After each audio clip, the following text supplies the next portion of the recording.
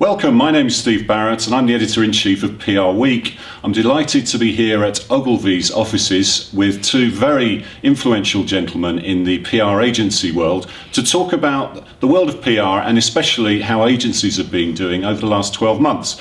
This is to coincide with PR Week's special agency business report, which is one of our biggest issues of the year. Gents, Chris Graves.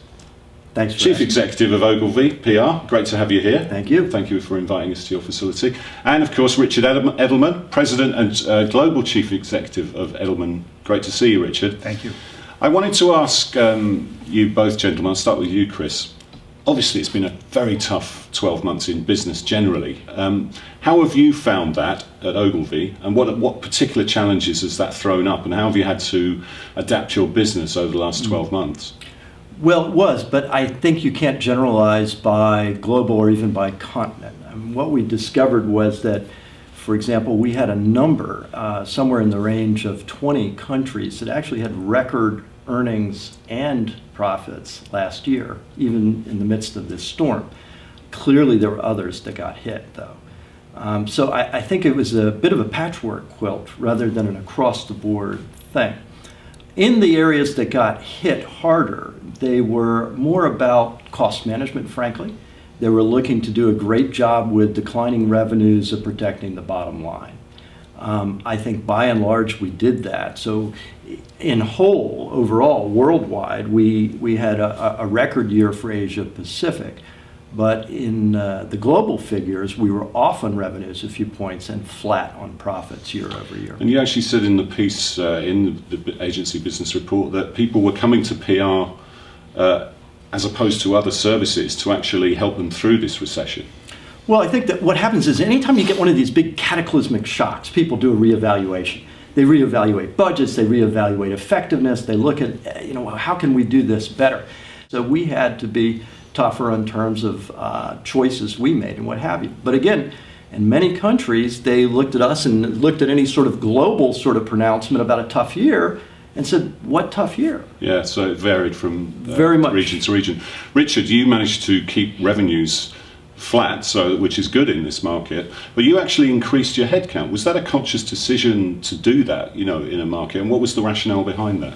Well, in our case, private company, that helps.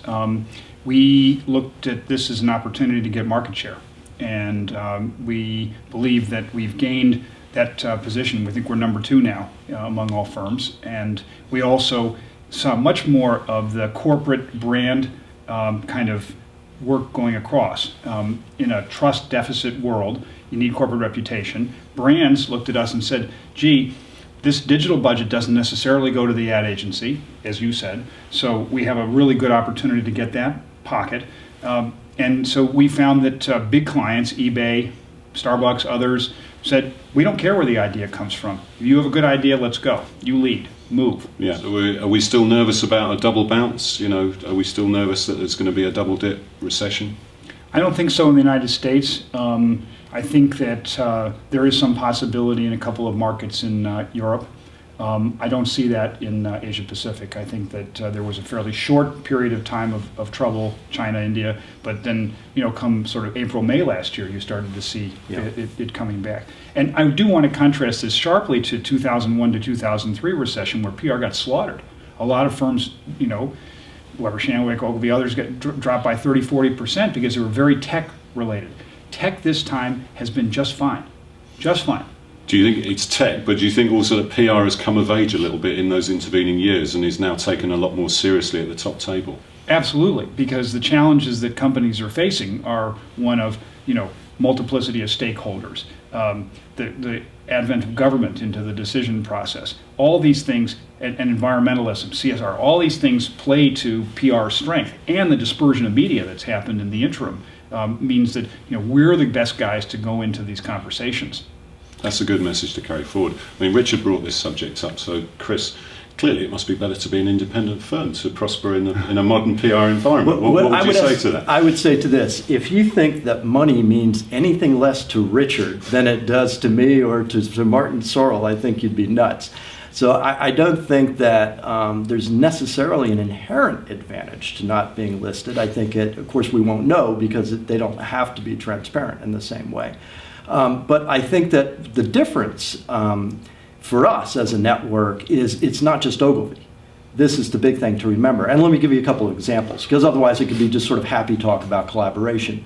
Some of the largest clients we work with are with our sister agencies within WPP, and it goes beyond PR.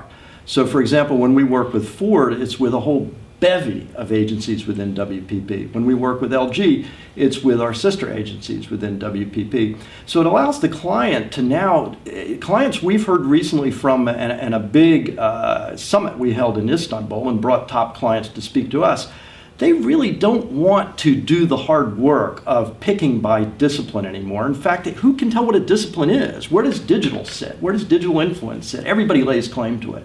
So what they want is to be able to come to you with a business issue and say, what are the ideas, the creative ideas, and the communication ideas that are going to drive my business or reputational issue?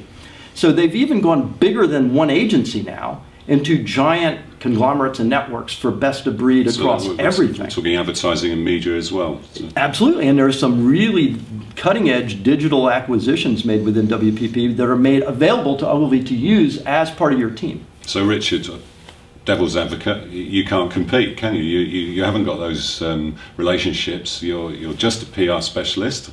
Not putting that down. That's what we're all about. But the world is getting smaller. Clients are more likely to put their media, advertising, and PR in the same group.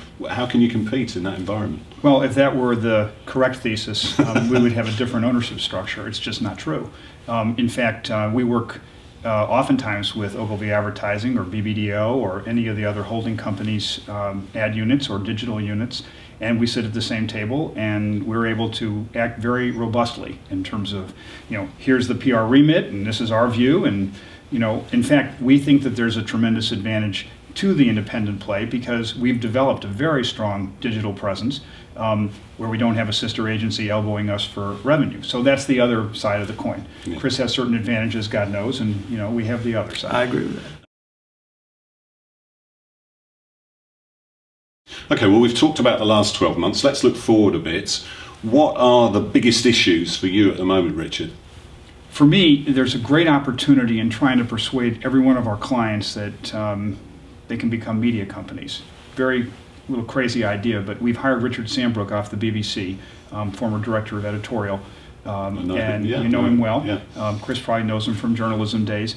And our idea is, in fact, that with the shrinkage of authority media, that there's going to be a bigger place for companies' own websites. And those websites must not be press kits. They must actually be a place for discussion, a place where others can contribute content. And we think that Sambrook has a real great knowledge of how to do that and how to attract eyeballs. And it has to be fair, and it has to be good side and bad side of products or corporate brand. So you're actually going into areas that might traditionally have been handled by a digital agency or a media agency. Or a newspaper or a television network. Correct, Chris. It's content creation. And I think content creation, I agree with Richard on that. Content creation becomes more and more important, but it's not necessarily what people may picture in old traditional media content creation. And it's not necessarily just a static PDF white paper either that nobody reads.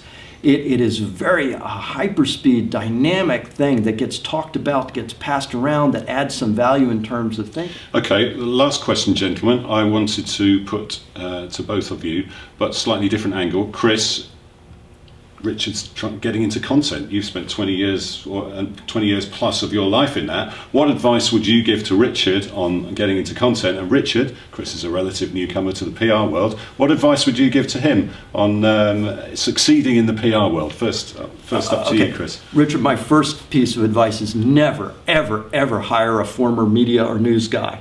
They're disasters. Okay. Seriously, no. But getting into the content business is right way, actually, and I think they're smart in taking that approach. I think that how one defines content has outstripped traditional media thinkers. This is the problem. So the only counsel I would have is that they don't necessarily have to have a high title in traditional media to be great thinkers in creating content. Okay, and they could be young people fresh out of college. 100%. Yeah. And Richard, your advice to Chris? Chris has the best agency in Asia Pacific. It's clearly his background, and I would use that as the strongest strategic weapon for the firm, because you build off of your base. You don't try to compete with others where you're not as strong. Use what you have and go off of that. Well, thanks, gents, for your time over the last 10 minutes. Some fascinating points there. Thanks, Chris. Thanks, Thank you, Richard. Anytime. My name's Steve Barrett. I'm the editor-in-chief of PR Week, and that was our special report to tie in with our agency business report. You'll find lots of other facts and content related to the report on our website, and of course the print edition. So thanks for that, and we'll see you next time on PR Week.